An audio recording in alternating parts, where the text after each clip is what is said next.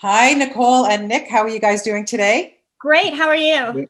Doing great. I'm great, thank you. I love this show. I had so much fun watching it all. And as far as I'm concerned, you two are pretty much the most important part of this show because seriously, safety is so important. So, Nicole, why don't we start with you? Because how difficult was it when you met all of these dogs and half of them had never done any of the stuff that you guys put them through? Luckily, Nick and I prepared. I think that was the biggest takeaway for us was preparation as much as we could. And we prepared for months and months. So ensuring every aspect, we knew how we were handling it to ensure the dogs were safe and happy. But what was different for Nick and I, we're obviously dog enthusiasts and love training dogs. We're not normally on this tight timeline and for a competition. So Right. really important to all these competitors and their dogs. But we did it and it was super fun. And if they do season 2, we're ready to do even more. Oh my God, I hope there's a season 2. I love this show. It's so good. Nick, for you, just, being around all of these dogs and what did you learn most about, as Nicole said, you had such a tight timeline to teach them and what surprised you about them?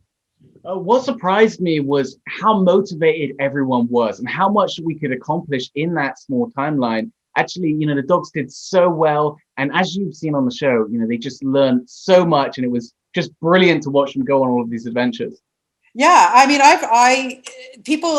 but it's so funny because you see these dogs, they have their own seats on the plane. They're very pampered. Okay, fess up. Who is the biggest diva dog? Nick, you first. Oh, I don't know about that. Maybe Nicole's dog, actually. Mine didn't come, but if he did, he would have been by far the most diva. But were there any dogs? I mean, you can't expect perfection, especially with a lot of them had not done any of this stuff before. So there had to have been some surprises for you.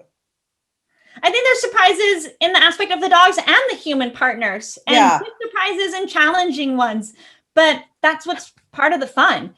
And they all make their own connections, their own personalities come out throughout the show more and more. There's even a romance, and that's just dogs. We can't plan it.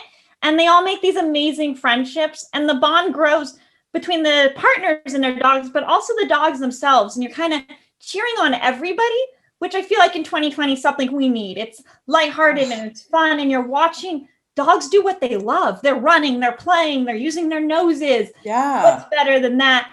And while we were training all these dogs in such a short amount of time, it's something you can go home and you can train your own dogs and grow that bond with your own animal. And I think that's something so special as a takeaway. Yeah, I think a lot of people are going to look at this also in a way that, like, I never thought of doing that with my dog. If that dog can do it, I can do it too, or maybe my pup can do it. It's very interesting. Okay, now this is the most important question.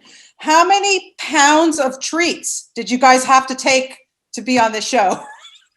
So many. I don't even know. We lost count, but we certainly used a lot of treats during orientation primarily. In fact, we mostly use dog food for that reason, because you want to make sure that dogs are still getting all of the nutrition that they need.